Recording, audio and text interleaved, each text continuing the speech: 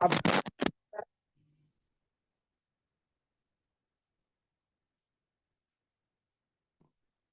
Hello.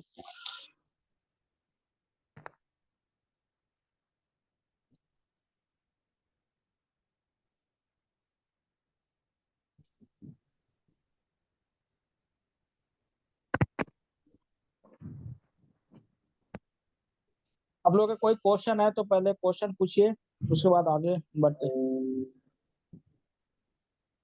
कोई भी question है तो उसको पहले सॉल्व कर लेते हैं।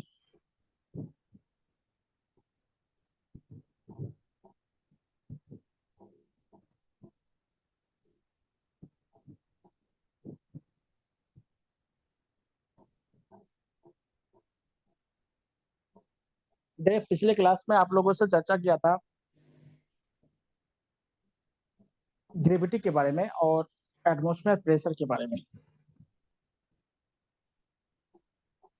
जो ग्रेविटी है, आप लोग जानते हैं कि हमारा अर्थ हर चीज को अपने सेंटर की तरफ क्या होता है, अट्रैक्ट करता है या आकर्षित करता है। इसे हम गुरुत्व कहते हैं या ग्रेविटी कहते हैं। और इसमें जो फोर्स लगता है उसे ग्रेविटी फोर्स कहा जाता है। ग्रेविटी फोर्स क्या होता है, पोल पे जाता होता है और इक्वेटर पे कम होता है। नीचे मैंने मिट्टी के अंदर जाने पर ग्रेविटी कम होता है और ऊपर जाने पर भी क्या होता है, स्पेस में जाने पर भी ग्रेविटी कम होता है। और जो हमारा एक्सोस्फीयर है उसके ऊपर चले जाने पर ग्रेविटी एकदम जीरो हो जाता है। और हमारा पृथ्वी के जो एकदम सेंटर है वहां पे भी क्या होगा, ग्रेविटी जीरो हो जाएगा। आप लोग ये सब हाई स्कूल में पढ़े होंगे सब। उसके बाद न्यूटन के ग्रेविटी का लॉ भी आपको बताया था कि मास, हर मास क्या होता है दूसरे मास को क्या होता है अपनी तरफ खींचता है, उसे ग्रेविटी कहा जाता है। और जो मास जितना बड़ा होगा उसके अंदर उतना ग्रेविटी होगा, जो मास जितना छोटा होगा, स्मॉल होगा, उसमें ग्रेविटी उतना कम होगा। और लिफ्ट वाला कंडीशन आपको बताया था। और एटमोस्फेयर में आपको बैरोमीटर और उससे रीडिंग के संबंधित जो घटनाएं होती है उसके बारे में बताया था।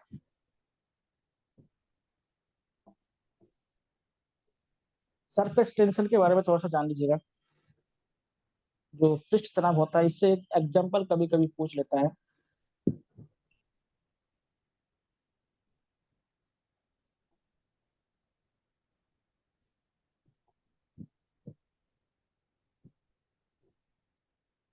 देखिए, ये अधिकतर लिक्विड में ही पाया जाता है। मेनली क्या होता है, लिक्विड यानी द्रव में ही पाया जाता है। क्यों होता है, क्योंकि द्रव में जो बाहरी सरफेस होता है, ये क्या है, सरफेस हुआ। जो बाहरी सरफेस है, यहाँ पे सेंटर की ओर एक फोर्स लगता है। सेंटर की तरफ क्या होता है, एक फोर्स लगता है। इस फोर्स को क्या होता है, सरफेस टेंशन कहा जाता है। इस फोर्स को क्या कहते हैं, सरफेस टेंशन कहते हैं। कि जो लिक्विड होता है उसके जो भी पॉइंट बनते हैं या जो उनके ड्रॉप्स बनते हैं, उनमें क्या होता है, उनके जो सरफेस होता है, सरफेस से सेंटर की तरफ क्या होता है, एक फोर्स लगता है। और ये फोर्स क्या होता है, जो भी ड्रॉप यानी बूंदे बनती है उसके सरफेस को बढ़ने से रोकता है। उसको बढ़ने से क्या होता है, रोकता है। इसलिए क्या होता है, वाटर को या किसी चीज को यानी लिक्विड को गर्म करने पर सरफेस टेंशन कम हो जाता है। यानी सरफेस टेंशन कम हो जाएगा तो वो जो ड्रॉप है वो फैल जाएगा, यानी फट जाएगा, या जो भी कह सकते हैं, फैलना या फटना जो भी कह सकते हैं। इसका सिंपल सा जो एग्जांपल है वो आप लोगों ने देखा होगा, या आप ये हम लोग सभी करते हैं। जो जो कपड़े बहुत मैल मैल हो जाता है, मैला हो जाता है, उस कपड़े को धोने के लिए क्या होता है, पहले पानी को गर्म करते हैं, फिर उस कपड़े में क्या होता है, सर्फ वगैरह डाल के उसको धोया जाता है। क्यों ऐसा होता है, या जो ठंडे वाला इलाका होता है वहां पे क्या होता है, ठंडे पानी से आप किसी चीज को धोएंगे तो क्या होता है, उसमें से जो मैल होता है बाहर नहीं निकल पाता है। इसलिए पानी को गर्म करना पड़ता है। इससे क्या होता है कि जो सरफेस टेंशन होता है वो कम हो जाता है। तो सरफेस टेंशन कम होने पर जो वस्तु होता है उसके अंदर जो मैल जमा होता है वो क्या होता है, धीरे धीरे छोड़ देता है। और मैल क्या होता है, हट जाता है। उसके बाद हम लोग क्या होता है, शैम्पू या साबुन का इस्तेमाल क्यों करते हैं। ऐसे कुछ जरूरी नहीं है कि शैम्पू और साबुन का इस्तेमाल करें, लेकिन जो करते हैं उससे क्या होता है, सरफेस टेंशन कम हो जाता है। अगर हम लोग क्या होता है, नॉर्मल पानी से नहाने पर जो सरफेस टेंशन होता है वो क्या होता है, ज्यादा होता है, इसलिए शरीर से मैल हट नहीं पाता है। लेकिन क्या था, जब हम सर्फ या शैम्पू से नहाते हैं, जिसमें जितना ज्यादा सरफेस टेंशन कम होगा, तो सरफेस टेंशन को जितना ज्यादा कम कर देगा, उससे ज्यादा मैल क्या होता है, उससे ज्यादा ज्यादा निकलेगा। इसलिए आप लोग देखे होंगे कि गर्मी के टाइम पे क्या था, शरीर का जो मैल होता है वो जल्दी निकल जाता है। लेकिन जब ठंडे के समय देखिएगा, मैल क्या होता है, शरीर से जल्दी निकाल नहीं पाता है। क्यों क्या होता है, क्योंकि जो ठंडे होता है, टेम्परेचर कम होता है, तो सरफेस टेंशन बढ़ जाता है। तो ये तो सभी लोग जानते हैं, जो मैल निकलना या कपड़े धोना, अगर ये सरफेस टेंशन अगर कम नहीं होगा तो कपड़े से क्या मैल निकल ही नहीं पाएंगे। जैसे कि अगर कोई बहुत ही गंदा कपड़ा होगा, उसमें ठंडा पानी में भिगो के रखिए तो उसमें से मैल नहीं निकल पाएगा, तो गर्म ही करना पड़ेगा। उसके बाद आप लोग देखा, चाय हो गया, कॉफी हो गया, या सूप वगैरह हो गया, इसको गर्म या खाना वगैरह भी हो गया, तो इसको गर्म करके खाने पर क्या होता है, स्वादिष्ट ज्यादा लगता है। क्यों लगता है, क्योंकि आपको पता है कि टेम्परेचर बढ़ने पर सरफेस टेंशन कम होता है। तो जब टेम्परेचर बढ़ जाएगा, तो सरफेस टेंशन जब कम हो जाएगा ना, तो हमारे जीभ के ज्यादा एरिया में वो फैल जाता है। और आपको मालूम है कि जो जीभ होता है, उसमें स्वाद ग्रंथि लगी होती है। जितना ज्यादा क्षेत्रफल पे क्या होगा, वो चीज फैलेगा, तो उतना ही क्या होता है, हमें स्वादिष्ट लगेगा। लेकिन आप बोलोगे कोल्ड ड्रिंक तो ठंडा में अच्छा क्यों लगता है? कोल्ड ड्रिंक में ऐसा चीज मिलाया जाता है, जैसे सोडा वगैरह मिलाया जाता है, वो जितना ज्यादा ठंडा होता है उतना ज्यादा फैलता है। ये भी क्या होता है, एक अलग अलग, हर बॉडी हर वस्तु का अलग अलग क्वालिटीज होता है, यानी उस हिसाब से होता है। तो उधर लिखा, जो कोल्ड ड्रिंक वगैरह होता है उसका अलग उनका क्वालिटीज होता है, उनके गुण अलग होते हैं। लेकिन जो सामान्य भोजन होता है, सामान्य भोजन को गर्म करके खाने पर ही क्या होता है, अच्छा लगता है। तो ये बहुत सारे क्या होता है, सरफेस टेंशन के क्या होता है, एग्जाम्पल बहुत ज्यादा पूछा था, और टेम्परेचर वाला पूछता है कि सरफेस टेंशन, जो टेंशन होता है उसमें टेम्परेचर का क्या इफेक्ट होता है। तो टेम्परेचर का क्या होता है, सरफेस टेंशन ऑपोजिट होता है। अगर सरफेस टेंशन ज्यादा होगा तो टेम्परेचर कम होगा, अगर सरफेस टेंशन कम होगा तो टेम्परेचर ज्यादा होगा। हाँ जी, इसे देखिए, धूप में जाने पर शरीर से मैल जल्दी निकल जाता है, मतलब बहुत ज्यादा तेज धूप हो। ठंडे के समय पे ऐसा नहीं हो पाता है। उसके भी क्या होता है, सरफेस टेंशन क्या है, तो इसका एग्जांपल आप लोग याद कर दीजिएगा। उसके बाद जो बारिश का जो बूंद गिरता है ना, वो भी क्या था, सरफेस टेंशन के कारण क्या होता है, वो गोलाकार हो जाता है। तो बारिश का जो ड्रॉप होता है, तो वो क्या होता है, गोलाकार क्यों होता है? क्योंकि जो बादल जहां से गिरता है वो गोलाकार नहीं होता है। ये सरफेस टेंशन के कारण क्या होता है, गोलाकार हो जाता है। क्योंकि सरफेस टेंशन क्या होता है, हमेशा क्या होता है, सेंटर की तरफ फोर्स लगाता रहता है। तो उसी कारण क्या होता है, ये सारी चीज होता रहता है। तो सरफेस टेंशन का क्या होता है, एग्जाम्पल याद रखिएगा, एग्जाम्पल के बगैर अभी तक कुछ इसमें से पूछे नहीं गए हैं।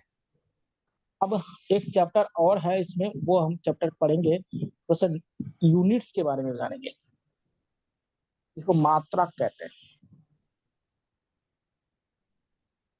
देखिए, मात्रक या यूनिट मेनली 7 होता है, और बाकी क्या होता है, उससे बने हुए मात्रक होते हैं। लेकिन हम थोड़ा सा यहाँ पे क्या होता है, वस्तु के आधार पर 3 तरह के पहले पढ़ लेते हैं। यही 3 तरह के क्या था, पूछे जाते हैं एग्जाम में। ऐसे 7 तरह के होते हैं, लेकिन 3 तरह के ज्यादा पूछे जाते हैं। कठिन सवाल पूछेंगे तो 7 तरह के पूछेंगे, जो फिजिक्स वाले उनको समझ में आता है। क्योंकि एक क्या होता है, मास, मास का मात्रक होता है। एक होता है डिस्टेंस का मात्रक होता है, जो सबसे ज्यादा पूछे जाते हैं। और एक होता है टाइम का मात्रक।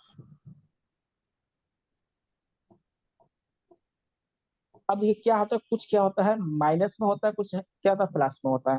यानी जो बड़ा मात्रक कह सकते हैं और उसको छोटा मात्रक कह सकते हैं। देखिएगा, आप लोगों ने SI यूनिट के बारे में सुना होगा, या MKS पद्धति सुना होगा। MKS सिस्टम जिसे कहते हैं। M क्या है, मास है, मतलब आपका मीटर हो गया, किलोग्राम हो गया, सेकंड हो गया। मीटर मतलब दूरी का मात्रक होता है, सेकंड होता है, और ये क्या है, किलोग्राम का। आजकल यही चलता है, एमकेएस पद्धति वाला ही चलता है, एमकेएस सिस्टम का ही हम ज्यादा इस्तेमाल करते हैं। केजी हो गया, आपका मीटर हो गया, और सेकंड हो गया। अब देखिए जो मीटर होता है, मीटर के जो छोटे यूनिट्स कुछ होते हैं और कुछ बड़े यूनिट होते हैं। अगर हम लोग देखें तो 1 मीटर इक्वल टू कितना होता है? 100 सेंटीमीटर होता है। 1 मीटर इक्वल टू क्या होता है? 100 हम सेंटीमीटर कहते हैं। उसके बाद हम और इससे छोटा जाएँगे तो अंगस्टम में जाते हैं, माइक्रोन में जाते हैं। फिर आजकल क्या होता है? नैनोमीटर बहुत ज़्यादा चल रहा है। 1 metre equal to 10 to the power -9 nanometre. ये आजकल नैनो टेक्नोलॉजी बहुत ज़्यादा चल रहा है। इसको कम से कम याद रखिएगा।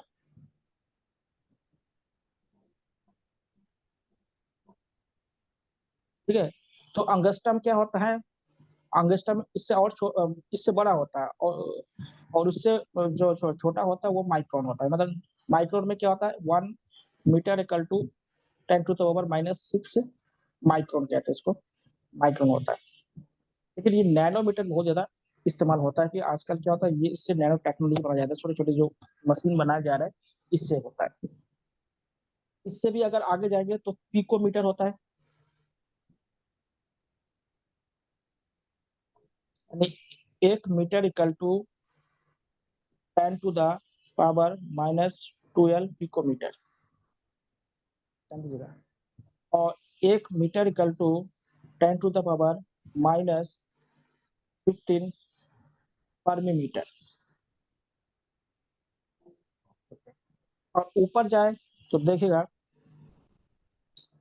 1000 मीटर इक्वल टू 1 किलोमीटर। उसके बाद 1600 मीटर इक्वल टू 1 माइल। उसके बाद 1800 metre equal to 1 nautical mile, जो समुद्र की दूरी माना जाता है। इसको नॉटिकल माइल कहते हैं, जो समुद्र की दूरी नापी जाती है। 1800 मीटर के बराबर होता है, 1600 मीटर के बराबर 1 माइल होता है। इससे ऊपर अगर हम लोग जाते हैं तो हमारा आता है लाइट ईयर।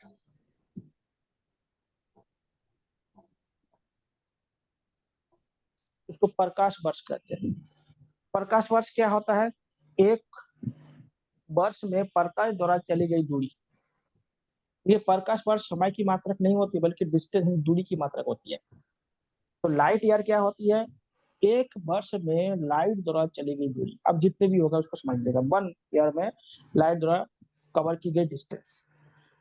इससे भी बड़ा जो होता है उसे कहते हैं पार्सेक कहते हैं।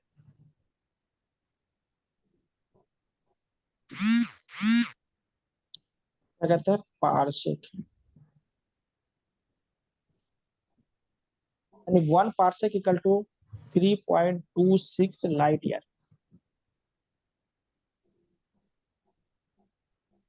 ध्यान दीजिएगा। ये सबसे बड़ा मात्रक माना दूरी का सबसे बड़ा मात्रक क्या है? पार्सेक कहा जाता है। देखिए ये जो गणना होती है ना, ये जो खगोलीय पिंड होता है, जिसको आप आकाशीय पिंड कह सकते हैं या यूनिवर्स में जो बॉडी होता है, कॉस्मिक जो बॉडी होता है, उनको उसको बीच की दूरी निकालने के लिए किया जाता है। तो 1 पार्सेक इक्वल टू 3.26 क्या होता है? लाइट ईयर होता है। और एक लाइट ईयर क्या होता है? 1 साल में प्रकाश द्वारा चली गई दूरी होती है, उसको लाइट ईयर कहते हैं। ऐसे देखा तो बहुत ज़्यादा हो जाएगा। देखिए 1 साल में कितना होता है? 1 साल में आपका 365 दिन होगा। 365 दिन में 24 घंटे होंगे। 24 घंटे में 60 मिनट होंगे, 1 घंटे में और 60 सेकंड होंगे। और इसको क्या करेंगे? 3 इंटू 10 टू द पावर 8 से अगर आप मल्टीप्लाई कर देंगे तो ये क्या होगा? ये लाइट ईयर होगा। इसको मल्टीप्लाई करें जितना आएगा वो एक लाइट ईयर के बराबर आएगा।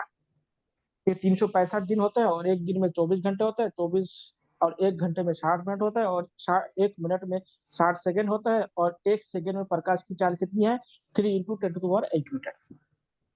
तो इतनों को मल्टीप्लाई कर देंगे तो जितना दूरी आएगा उसको क्या होगा? एक लाइट ईयर कहते हैं। और 1 पार्सेक मतलब 3.26 लाइट ईयर।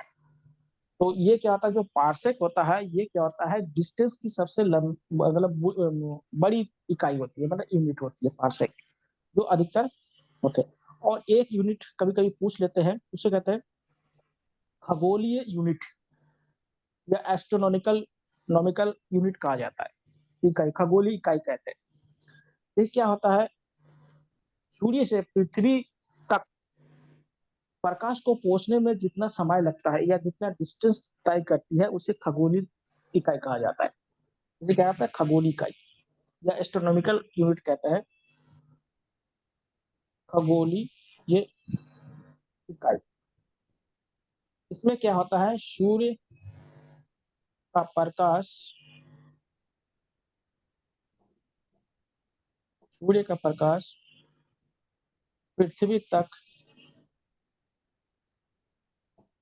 पहुंचने में तय की गई दूरी। तो ये क्या होता है, ये दूरी क्या होता है, खगोलीय इकाई होता है या एस्ट्रोनॉमिकल यूनिट कहा जाता है, जो ये कभी पूछ सकता है। तो पार्सेक याद रखिएगा, लाइट याद रखिएगा, नॉटिकल माइल याद रखिएगा, माइल याद रखिएगा और नैनोमीटर मान लिया। चलिए आप लोगों को एक क्वेश्चन देता हूँ, आप लोग बताइएगा 1 सेंटीमीटर इक्वल टू कितना नैनोमीटर होगा। ये क्वेश्चन पूछा गया है, उत्तराखंड में ही पूछा गया है। आप लोग बताइएगा 1 centimetre equal to how many nanometre.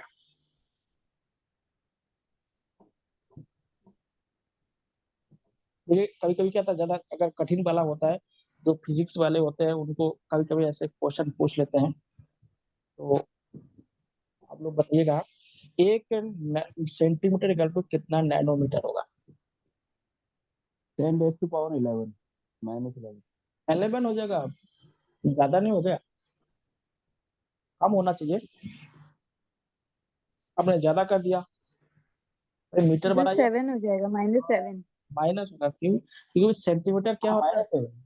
हाँ, क्योंकि आप जानते हैं, हाँ 1 मीटर इक्वल टू 100 सेंटीमीटर। इसको हम कैसे लिख सकते हैं, 10⁻⁴ इतना सेंटीमीटर लिख सकते हैं ना।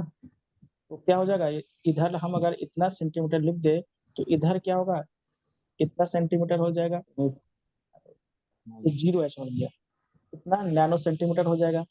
तो इसको अगर इधर लेंगे तो कितना हो जाएगा, ये यहाँ पर मान सेंटीमीटर है, तो सेंटीमीटर इक्वल टू 10⁻⁹ और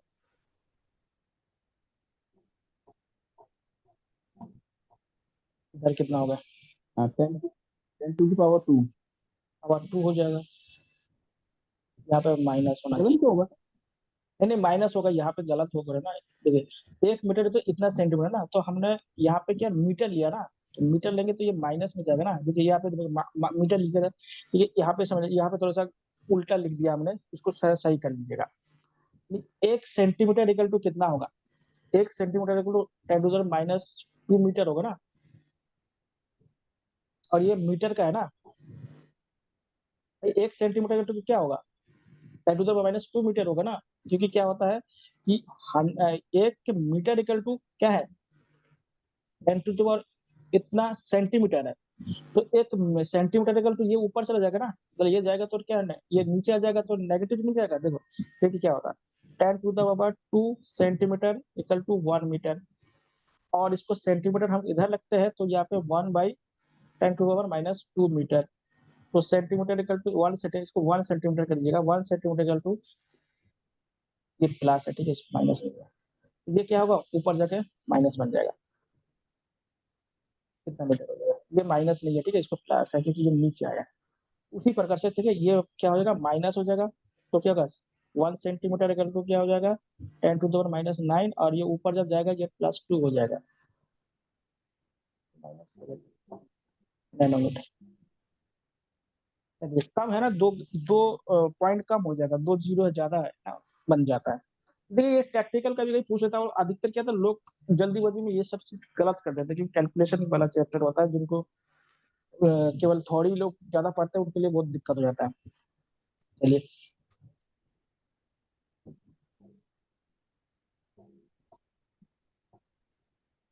अब हम समय का देखते हैं, टाइम,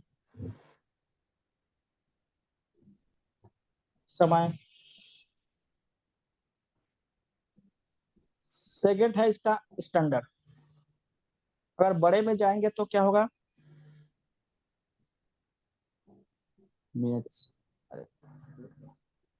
60 सेकेंड इक्वल टू क्या होगा 1 मिनट, और 60 मिनट इक्वल टू क्या होगा 1 आवर्स, 24 आवर्स इक्वल टू क्या होगा 1 डे, और 365 डे इक्वल टू क्या हो जाएगा आपका 1 ईयर, और 366 डे इक्वल टू क्या हो जाएगा 1 लीप ईयर। 1 लीप ईयर कितना हो जाएगा 366 डे में हो जाएगा आपका 1 लीप ईयर हो जाएगा। अब देखिए इसके अतिरिक्त क्या होता है, एक होता है सोलर डे और एक होता है लूनर डे। जो आप लोग देखे होंगे ना, ये जो राशि फल वगैरह होते हैं ना, ये चंद्र राशि और सूर्य राशि से क्या होता है इसका गणना की जाती है पहले के दौरान, ज्योतिष शास्त्र के हिसाब से बोल रहा हूँ। उसमें एक सोलर डे होता है और एक रहता है लूनर डे होता है। देखिएगा सोलर डे का क्या होता है कि जो हमारी पृथ्वी है वो क्या होता है, अगर चंद्रमा से अगर इसको देखें, जिस चंद्रमा के जिस पॉइंट से अगर उसको हम लोग देखते हैं और उस पॉइंट को फिर से क्या है चंद्रमा पर वही पॉइंट अगर हमें दिखाई दे तो उसमें कितना टाइम लगता है, उसे क्या था लूनर डे कहते हैं। ये लगभग क्या होता है 27 दिन लगता है, 27 दिन कुछ घंटे का टाइम लगता है। इसलिए देखिएगा जो पूर्णिमा होता है ना, पूर्णिमा जिसमें फुल मून कहते हैं, लगभग 27 दिन का अंतर में होता है। तो शुरू होता है लेकिन उसमें क्या होता है 1-2 दिन पूर्णिमा होता है तो उसकी 1 महीने के ऊपर चला जाता है। ध्यान दीजिएगा, दो मान लेते हैं कि आज कोई भी डेट है, 1 तारीख है और जो 27 तारीख होगा फिर से क्या देगा, आज पूर्णिमा शुरू हुआ है, फुल मून शुरू हुआ, तो 27 में क्या था फिर से फुल मून शुरू हो जाएगा। लेकिन क्या होता है ये 1-2 दिन रहता है, इसलिए क्या होता है 1 महीना पूरा हो जाता है। ये इसको ध्यान रखिएगा। ये 27 डे के लिए होता है। या कभी-कभी इसलिए देखिएगा 1 महीने में क्या होता है 2 पूर्णिमा, 2 जो पूर्णिमा क्या होता है कभी-कभी हो पाता है, जिसे आप ब्लू मून या सुपर मून कहते हैं। जिसमें चंद्रमा क्या, अभी देखिए आप लोगों ने सुना होगा ब्लू मून की बात सुना होगा आप लोगों ने कि चंद्रमा का आकार बड़ा हो गया था। तो जो क्या होता है थोड़ा पृथ्वी के नजदीक आ जाता है कि घूमते-घूमते तो उसकी आकार क्या होता है बड़ा हो जाता है। ये सब होते रहते हैं, घटनाएँ हैं हो गई है। और देखिए ये जो सूर्य है इसको 30 दिन लगता है।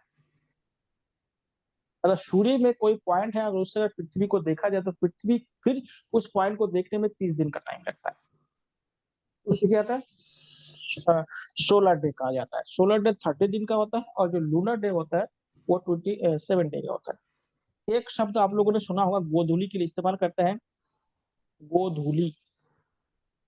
गोधूली आप जानते हैं ये भी क्या था समय का मात्रक है। पहले जमाने में इस्तेमाल होता था, पहले तो ये घड़ी बड़ी नहीं था। या आजकल भी देखिए गोधूली शादी वगैरह होता है, लग्न वगैरह होता है। या गोधूली बहुत इंपॉर्टेंट है, धार्मिक रूप से बहुत इंपॉर्टेंट है। देखिए गोधूली का वो टाइम होता है जब सूर्य अस्त यानी सनसेट होने वाला का टाइम होता है। मतलब सनसेट अभी-अभी हुआ है लेकिन अभी अंधेरा भी नहीं हुआ और पूरा उजाला भी नहीं है। तो ऐसे जो समय होता है उसको क्या कहते हैं आपको गोधूली कहते हैं। तो गोधूली क्या होता है हिंदी में क्या होता है समय के लिए इसका इस्तेमाल करता है। आप लोग अगर हिंदी भी का पढ़ना है तो उसमें देख लीजिएगा। तो गोधूली का मतलब होता है समय का टाइम होता है। आप लोगों ने देखिएगा वो क्या होता है एक नरसिंह अवतार है उसमें जो हिरण्यकश्यप को मारा गया था, तो वो क्या था इसी टाइम को मारा गया था। या आप लोग देखोगे बहुत से लोग क्या था मांगलिक वगैरह होता है उनकी शादी या इस तरह के होते हैं या ऐसे कुछ लग्न वगैरह होते हैं तो इस समय करते हैं, तो उनको इस तरह करने के लिए होता है। तो ये समय के क्या होता है बड़े मात्रक होते हैं जो होते हैं। आजकल देखिएगा समय को छोटे सबसे ज़्यादा नापने के लिए क्या होता है, यूरेनियम घड़ी का इस्तेमाल करते हैं। यूरेनियम जो वॉच होता है उसको क्या होता है समय को नापने के लिए किया जाता है। जो समय का निर्धारण होता है वो यूरेनियम वॉच बनाया जाता है, उसी से क्या होता है समय का गणना की जाती है। इसके नीचे आए तो क्या होगा 1 second equal to 10 to the power -9 nano second. इसको याद रखिएगा, ये भी क्वेश्चन पूछा गया है। और सबसे छोटा अगर इकाई देखा जाए तो ये यूरेनियम घड़ी में पूछा जाता है, तो वो यूरेनियम घड़ी के हिसाब से बनाया जाता है, टाइम उसके हिसाब से किया जाता है। तो टाइम के हिसाब से भी क्या होता है, इसके यूनिट बनते हैं। उसके बाद आता है आपका मास या द्रव्यमान। द्रव्यमान, इसका क्या है, केजी है। 100 केजी इक्वल टू क्या होता है, 1 क्विंटल होता है, आप लोग जानते हैं। 10 क्विंटल इक्वल टू क्या होता है, 1 मीट्रिक टन होता है। आप लोग धर्म कटा वगैरह देखे होंगे रास्ते में, तो देखिए उसमें लिखा होता है मीट्रिक टन। तो 10 क्विंटल वगैरह वगैरह क्या होता है, 1 मीट्रिक टन होता है। आप लोग ध्यान दीजिएगा।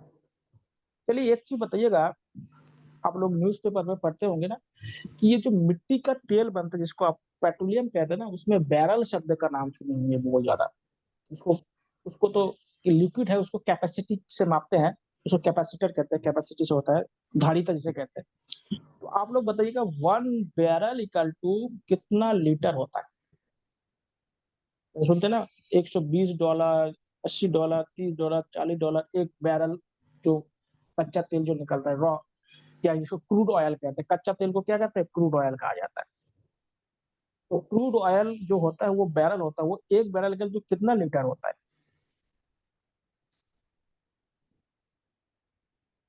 इसके नीचे जाएंगे तो देखिएगा 1 केजी इक्वल टू 1000 ग्राम, 1000 है। उसके बाद क्या होगा, 1 KG equal to 10⁻⁹ nano KG, इतना तक नापा जाता है। देखिए 1 बैरल, ये क्वेश्चन पूछा गया, 1 बैरल इक्वल टू 159 लीटर होता है। इसको आप याद रखिएगा। तो आपका क्रूड ऑयल इसी से नापा जाता है, जो कच्चा तेल होता है मिट्टी का, उसी से नापा जाता है कितना लीटर होता है। लेकिन आप बोलेंगे इतना महंगा क्यों है, ऐसे देखिए पेट्रोलियम जो रिफाइन करने के बाद उसका प्राइस क्या होता है, भारत में भी 15 रुपए ही है, लगभग 15 रुपए के आसपास आता है। वो 1 लीटर पेट्रोल अगर अब देखा जाए नॉर्मली, तो वो 15 रुपए का ही है, लेकिन उसमें टैक्स बहुत ज्यादा लगता है। हमारे इस समय सेंट्रल गवर्नमेंट कम से कम 30 रुपए से ज्यादा उसमें टैक्स लगा रखा है। उस पर स्टेट गवर्नमेंट वैट लगाते हैं उसमें, क्योंकि आप जानते हैं जो पेट्रोलियम और जो मादक पदार्थ है, इसे जीएसटी से बाहर है, तो इसमें टैक्स बहुत लगता है। देखिए पेट्रोलियम पे ध्यान रखिएगा, वैट लगता है, ध्यान रखिएगा, जीएसटी नहीं लगता, ध्यान रखिएगा। पेट्रोलियम क्या लगता है, वैट लगता है, जो वैल्यू एडेड टैक्स कहते हैं। और इसमें जो सेंट्रल गवर्नमेंट लगाता है वो उसको क्या होता है, उसको कस्टम ड्यूटी लगाते हैं, जिसको सीमा शुल्क कहा जाता है। तो सीमा शुल्क कौन लगाते हैं, सेंट्रल गवर्नमेंट लगाते हैं, और वैट कौन लगाते हैं, वो लगाते हैं आपका स्टेट गवर्नमेंट। इसलिए देखिए अलग अलग स्टेट में क्या होता है, पेट्रोलियम का दाम अलग अलग होता है। जैसे उत्तराखंड में क्या होता है, यूपी से 2 रुपए 1 रुपए सस्ता कर देते हैं। उत्तराखंड में सस्ता क्यों करता है, अभी आपको पता है कि उत्तराखंड क्या स्पेशल राज्य है, तो इनको क्या होता है, थोड़ा सा वरीयता मिलता है, छूट मिलता है टैक्स में, तो इसलिए क्या होता है उत्तराखंड में थोड़ा सा सस्ता हो जाता है। आप मुंबई में देखिएगा, उसमें क्या 110-15 रुपए का पेट्रोल बिक रहा होगा, क्योंकि वहां पे वैट ज्यादा लगाया जाता है, क्योंकि वहाँ कॉमर्शियल काम होता है अधिकतर, इसलिए क्या होता है वहाँ पे टैक्स ज्यादा होता है। तो ये ध्यान रखिएगा। तो टैक्स क्या होता है, स्टेट गवर्नमेंट वैट लगाते हैं, और सेंट्रल गवर्नमेंट क्या होता है, पेट्रोलियम पर क्या लगाते हैं, आपका कस्टम ड्यूटी लगाया जाता है। और 1 बैरल इक्वल टू 159 लीटर होता है। ठीक है। अब थोड़ा सा कंप्यूटर वाले में देख लीजिएगा, कंप्यूटर के नंबर की गणना कैसे करते हैं। तो उत्तराखंड में एक दो क्वेश्चन कंप्यूटर के पूछते हैं। एक होता है निबल होता है, फिर बीट होता है, फिर बाइट होता है। निबल, बीट, बाइट, ये बहुत छोटी इकाई है जो बाइट से कम होता है। और 1024 जो बाइट होता है, वो होता है आपका 1 केबी, किलो बाइट कहते हैं इसको। ये 1024 में होता है, ध्यान रखिएगा, ये क्वेश्चन बार बार पूछता है। 1 केबी होता है, किलो बाइट होता है। 1024 किलो जो बाइट होता है, उसको कहता है 1 MB, मेगा बाइट होता है। 1024 जो मेगा बाइट होता है, उसको कहते हैं 1 GB, 1 GB जो आप डाटा इस्तेमाल करते हैं। जीबी ये होता है 1 TB कहते हैं, टेराबाइट कहते हैं। टीबी अगर होगा 1 टीबी, और इसी से क्या होता है, देखिए टेराबाइट से ही क्या होता है, सुपर कंप्यूटर होता है। सुपर कंप्यूटर यहाँ से शुरू हो जाता है। सुपर कंप्यूटर की क्या होता है, स्पीड यहाँ से शुरू हो जाता है, टेराबाइट से। लगभग 1 इतना टेराबाइट से अधिक होना चाहिए सुपर कंप्यूटर का जो मेमोरीज होता है, जिसे कहते हैं मेमोरी, इससे ज्यादा होना चाहिए। ठीक है, सबसे छोटा है निबल। देखिए सबसे पहले क्या होता है, ये सारे जो नंबर है इसको डिजिटल नंबर कहते हैं, जिसे आप बाइनरी नंबर कह सकते हैं। बाइनरी नंबर में 0 और 1 होता है। बाइनरी नंबर में क्या होता है, 0 और 1 होता है। ये 0 और जो 1 है इसको निबल कहा जाता है।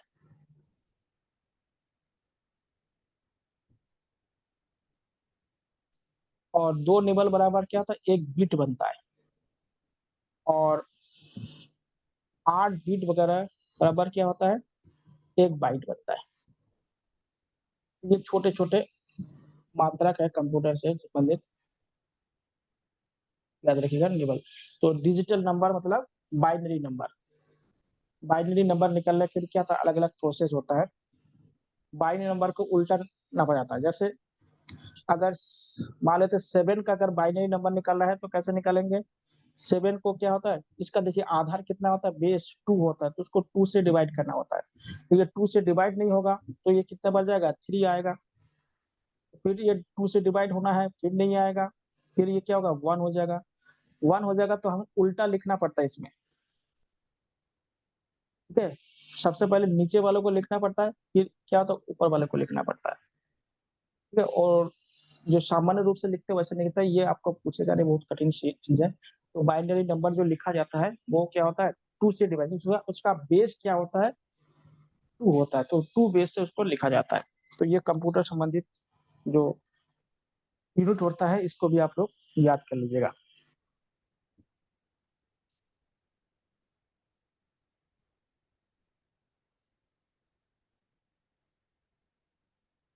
और देखिएगा ये जो वेलोसिटी है, इसमें 2 चीज, आपको एक चीज और बताता हूँ, जिसमें है कि राशियां, भौतिक राशियां, फिजिकल क्वांटिटीज,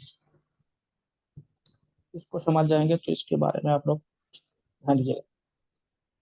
देखिए भौतिक राशियां 2 प्रकार के होते हैं, यानी फिजिकल क्वांटिटीज। एक को कहते हैं स्केलर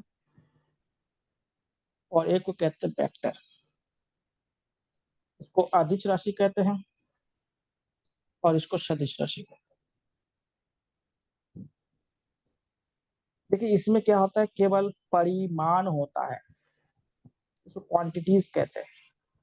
और इसमें क्या होता है, परिमाण के साथ साथ क्या होता है, दिशा भी होता है, डायरेक्शन भी होता है, जो वेक्टर क्वांटिटीज होते हैं। वेक्टर क्वांटिटीज में क्या होता है, क्वांटिटी के साथ साथ क्या होता है, डायरेक्शन भी होता है। और स्केलर में क्या होता है, केवल आपके क्वांटिटीज होते हैं। इसका एग्जांपल लिख लीजिएगा,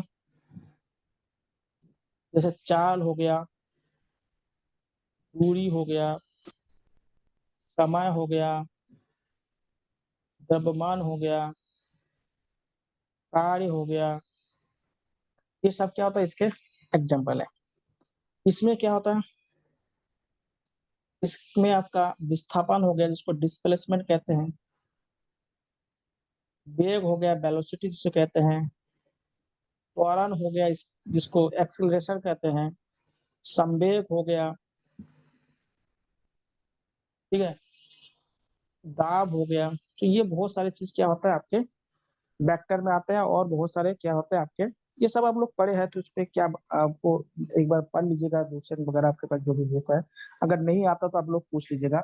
इसमें ऐसे क्वेश्चन क्वेश्चन जो पूछते नहीं है, ऐसे समझदारी करना है तो पूछ लीजिएगा। जो यही पूछ सकता है कि वेक्टर राशि कौन सा है या स्केलर राशि कौन सा है, यही पूछ सकता है। ऐसे नहीं पूछेगा कि चाल का मात्रक बताओ, ये बताओ। इतना ज्यादा गहराई मतलब नहीं पूछेगा उत्तराखंड में, अभी तक पूछा नहीं गया है, इसलिए आपको मैं बता रहा हूँ।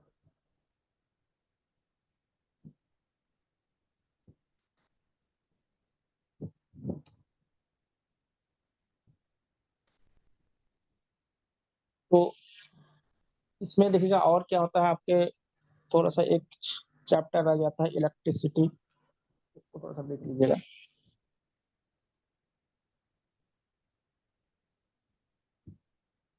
विद्युत या इलेक्ट्रिसिटी। पहला है आवेश, जिसको आप चार्ज कहते हैं और आवेश से क्या बनता है? विद्युत या इलेक्ट्रिसिटी बनता है, करंट जिसे कहते हैं। देखिए आवेश कैसे उत्पन्न होता है? जब भी कोई मेटल है, मेटल में बहुत सारे क्या हुआ है, आप लोग जानते हैं इलेक्ट्रॉन, प्रोटॉन वगैरह-वगैरह रहते हैं, ये सब होता है इसके अंदर। जब इसमें क्या होता है हीट देते हैं, तो इनके क्या होता है, जो पॉज़िटिव और जो नेगेटिव साइन होता है, जिसे आप क्या कहते हैं, एनोड और कैथोड कहते हैं, साइंस की भाषा में। तो ये क्या होता है, अलग-अलग होने लगता है और क्या होता है, ये क्या होता है कंडक्टर के रूप में काम करना शुरू करता है। तो एक दूसरे को क्या होता है, आवेशित करना शुरू कर देता है। इस तरह से क्या होता है, उसमें एक आवेश उत्पन्न होता है, यानी एक प्रकार का चार्ज उत्पन्न हो जाता है, तो उसे कहते हैं चार्ज। यानी चार्ज का मतलब पॉज़िटिव और नेगेटिव का अलग-अलग हो जाना ही क्या होता है, उसको चार्ज कहते हैं। अगर किसी मेटल पे अगर हम हीट देते हैं, तो उसके अंदर के जो हमारा इलेक्ट्रॉन्स होते हैं,